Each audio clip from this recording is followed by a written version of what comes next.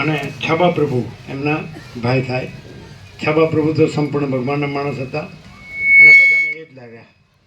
કેદારેશ્વર, વાત્રક ગંગા, નીલકંઠેશ્વરથી 7 kilometre 8 kilometre.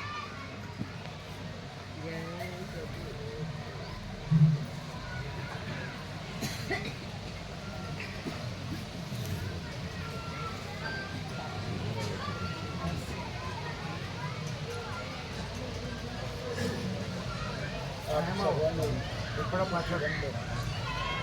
પાછળ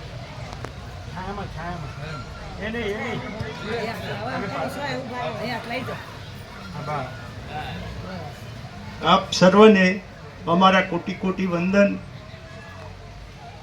પ્રથમ તો આપણે ઘણા પુણ્યશાળી છીએ એટલે આ તત્વબોધનો લાભ મળે.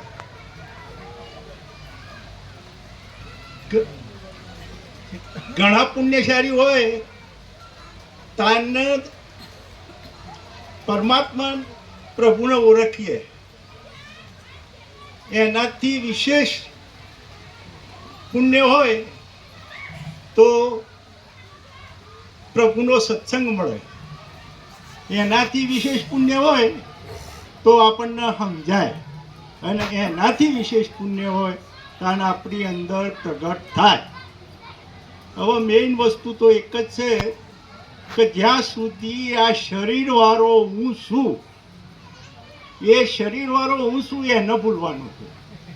કેવલ ચૈતન્ય છે, કેવલ ચૈતન્ય છે, બીજું કાંઈ સહજ નહીં એવું આપણને પૂરેપૂરું ભાન થવું જોઈએ. અને જ્યારે આપણને કેવલ ચૈતન્ય છે, આ શરીરવાળો હું નથી એવું પૂરેપૂરું ભાન થશે ત્યારે આ દેહનો જન્મ મરણ ટળશે.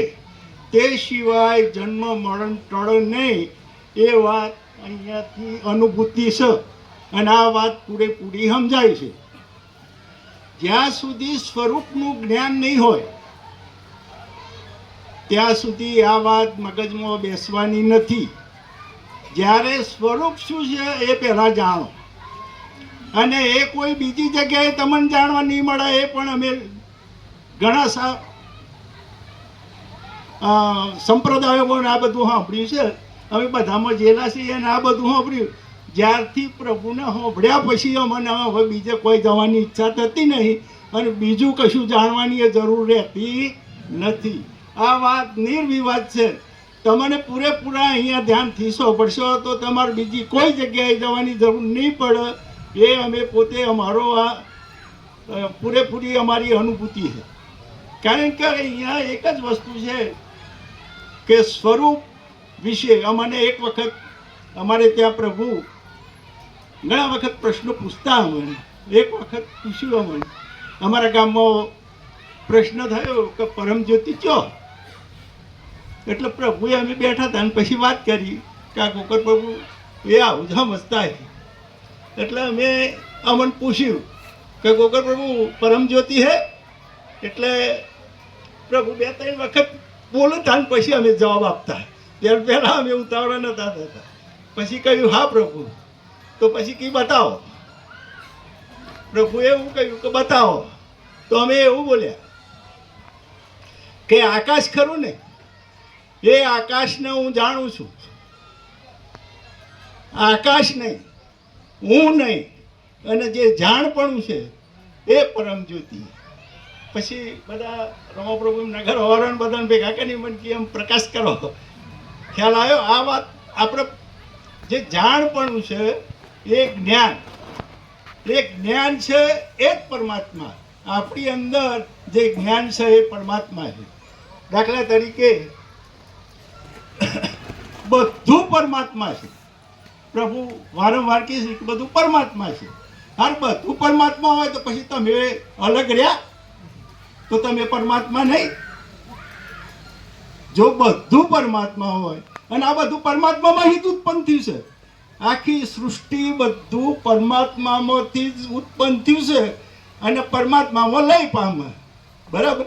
હવે જ્યાં સુધી જો બધું પરમાત્મા હોય તો આપણા પરમાત્મા અહીં અલગ ખરા? તો તમે પોતે પરમાત્મા છો. આ વાત નિર્વિવાદ છે.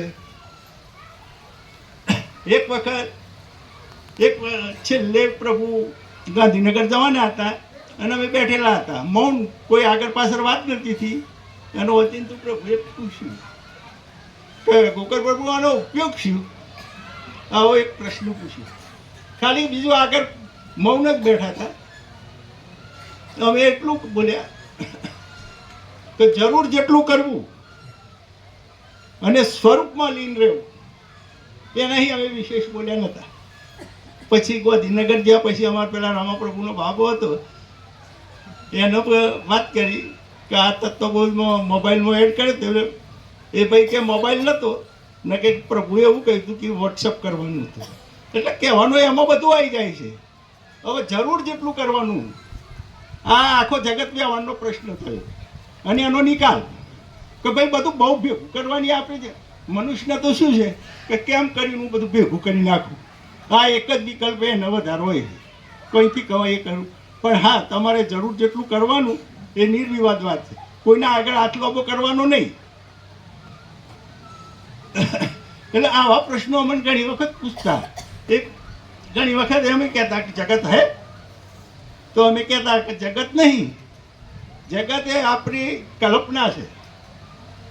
જગત એ આપણી કલ્પના છે. અમે કલ્પના એ સાચી ના હોય. નથી અને દેખાય એનું નામ કલ્પના. જે નથી અને આપણને દેખાય એ આપણી કલ્પના. આપણે શબ્દો ઘણી વખત આપણે સમજવાના હોય. આ શાસ્ત્રોમાં વચ્ચે તો એ આ સમજાય નહીં. કલ્પના તો લખેલું, બીજા ધોરણમાં વાંચે, કલેક્ટરે વાંચે, પણ કલ્પનાનો મર્મ શું છે એ આપણે જોવા ના કે ભાઈ આ દેખાય એ સાચું નથી, એ આપણી કલ્પના. આ જગત દેખાય પણ એ સાચું નથી, એ આપણી કલ્પના છે.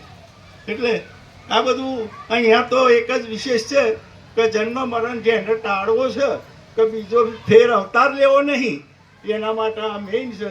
નકર આ ભવસાગરમાં ચક્કરમાં ફર્યા કરવાનું છે એ વાત નિર્વિવાદ છે. જેને હવે મહી મુક્તિ મેળવી છે એ જ અહીં આવે છે. બીજા તો જય સીતારામ. ઓમ જય